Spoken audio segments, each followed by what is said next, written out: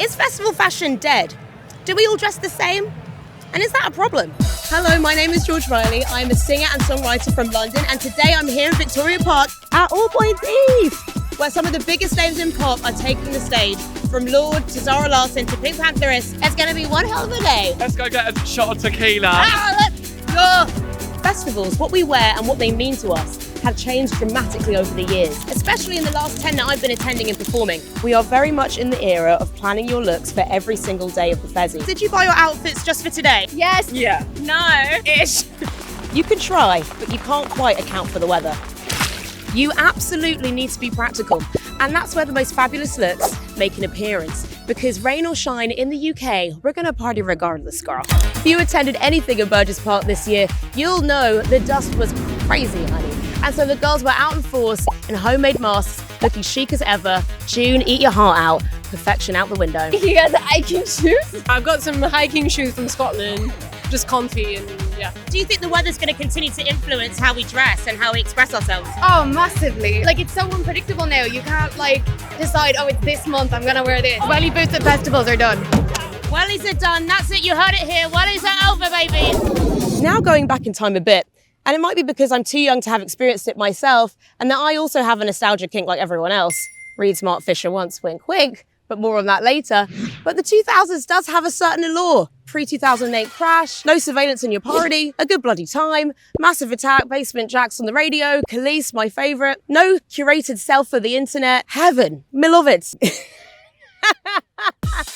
I love these images of Amy pre-performance with Mark Ronson in 2006 at Rabbithole. She just looks really herself, peak London girl at a fezzy mood. It's a kind of normalcy that I just love. And this amazing blue latex number that Beth Ditto wore to perform with Gossip in 2007. She just had this hairspray that she was spraying on the crowd, and it was just giving high camp. She knew what she was doing, girl. Right. And of course, it wouldn't be festival fashion without talking about this infamous image of Kate Moss and Pete Doherty in 2005 at Glastonbury Festival in her Hunter Wellies gold mini dress, looking chic and effortless. Girl, I was influenced. I begged my dad to take me to TK Maxx to buy me a pair of boots for my inaugural Reading Festival post GCSEs at 16 years old. And I looked fab, honey. This image may have single-handedly spawned an army of boho chic warriors who came to dominate the 2000s. Before people were getting papped at a festival, it seemed crazy to wear your best to a muddy field. But soon, the field became the catwalk. And there's no better example of this than 2010's Coachella. The girls were out in force in a rehash of 70s fringe, circle sunnies, the brown ankle boot, and don't forget the fedora. I'm not sure the Americans know how to party like the Brits. It didn't quite have the hippie sentiment of Woodstock 69. Summer of love and all that, making your own clothes, attending an anti-war demo, but instead we entered the age of the influencer. I post, therefore I am. I buy, therefore I am. You get the idea. It was a moment in time that set the stage for modern festival dressing. It's just as much about posting the look online as it is how you feel wearing it. Way back when in the 70s and 80s, Glastonbury was built with a spiritual and environmental focus, which would have been quite helpful considering the times that we're living through right now, honey. The main stage runs through ley lines that go through the Vale of Avalon, so of course it attracts all sorts of nonconformists and hippies. In many ways, the boho chic Coachella craze and the consumerism of it all is the direct antithesis of what Glastonbury and festival fashion is all about. As the internet pushes trends online, it's easy to get lost and confused and wonder why you actually want to buy something and wear it. Is it because you saw some celeb in the same outfit, or do you really feel like it suits you? Well, which one is it, girl? Is festival fashion dead? Yes.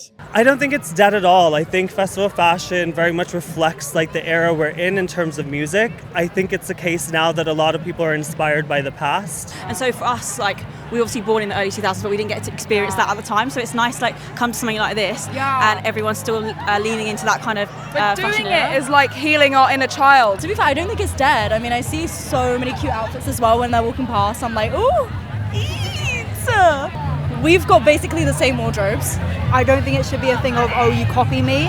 It should be more, we're on the same vibe, like we're on the same level. We actually recently saw this guy who had spiky orange hair. He looked so cool.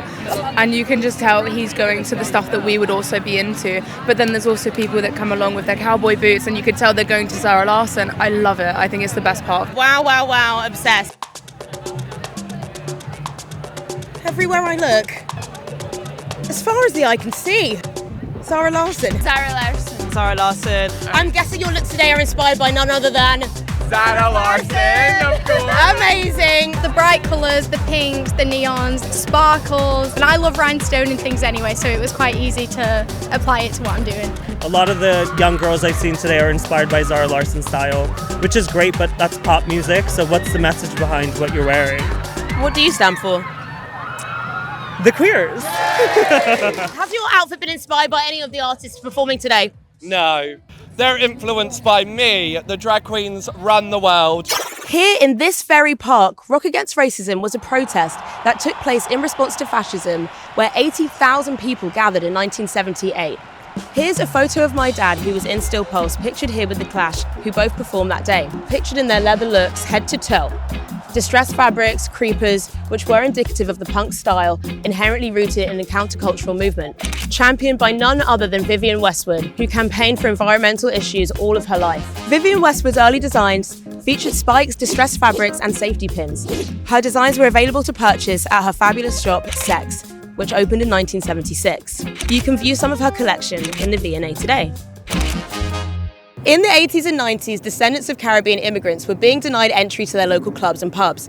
Instead, parties moved outside and anywhere they could turn up. This is where rave culture in the UK began, and the government was doing everything in their power to stop it.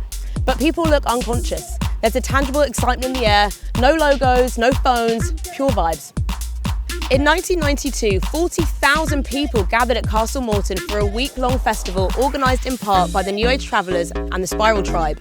The local residents, and I'm sure the ducks, were equally as horrified.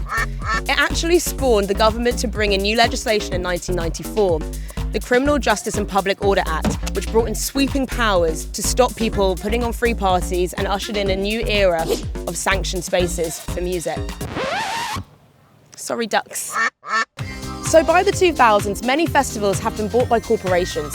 Co-opting the language and image of countercultural movements has become so normalised, we barely even recognise it's happening or what impact it's having on our freedoms.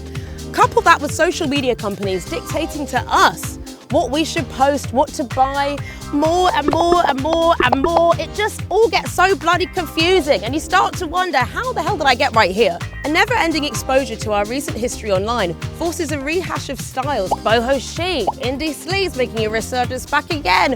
What the hell next? Where's the originality, darling? Without the revolutionary ideas that birthed them coming to fruition, it's easy to get a bit jaded and just think, well, what the bloody hell's going on? And where's the youth movement coming to save us? The truth is that subculture was worked off of identifiers that link everyone into one group. I mean, we're meant to be able to recognize each other and understand that we stand for something. That's where I think it might be sad now, where you have signifiers that, oh, we all belong in this group, but what do we stand for? I think a lot of us are at a turning point when it comes to overconsumption. We're sick of all these aesthetics and trends. The word authenticity has become completely hollow, and we're sick of our favourite places getting turned into corporate playgrounds. So what's next? Perhaps we're living through a shift that's developing offline. We all still crave connection. We all still want to be part of a tribe. And from what I see here, maybe that's not such of a bad thing. A place to gather, talk, dance, experiment, let loose, and be yourself. So next time you're planning a festival outfit, don't let anyone tell you what to do or how to dress, especially not me, girl. Maybe the outfit you're looking for is in the back of your closet, and maybe it just needs a little tweaking.